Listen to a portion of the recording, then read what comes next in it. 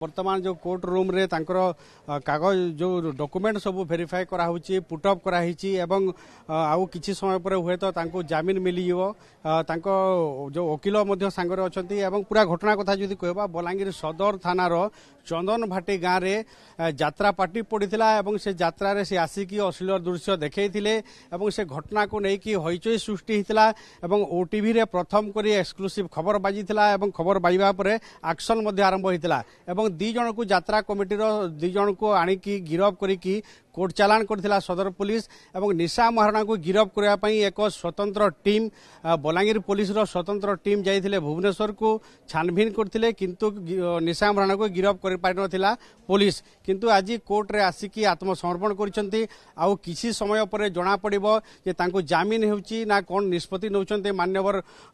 विचारपति जणा पड़िबो किंतु घटना को नै कि होइचय सृष्टि हितला एवं एबे भी बलांगीर रे निशा महाराणा जेहेतु कोर्ट परिसर रे भितर अछंती ताकू नै कि लोकंक भितर नाना चर्चा हेउची किंतु बलांगीर पुलिस रो टीम जेहेतु भुवनेश्वर को जाइथिला एवं गिरफ करि पाइ नथिला ताकू नै कि मते चर्चा हितला जणे जो एसआई रहिचंती फांडी अधिकारी चंदन भाटीर तांको ना मते चर्चा रे थिला सी अश्लील दृश्य को देखिथिबार चर्चा नेथिला खबर बाजिथिला तापरे तांको ट्रांसफर मते करा जाइथिला एवं पूरा घटना कथा जदि कहबा ताहेले फोकस रे थिले निशा महाराणा आज कोर्ट रे आत्मसमर्पण करछंती आ किछि समय पर जणा पड़िबो तांको जामिन दिया जाउछि ना कोन निष्पत्ति निया होछि।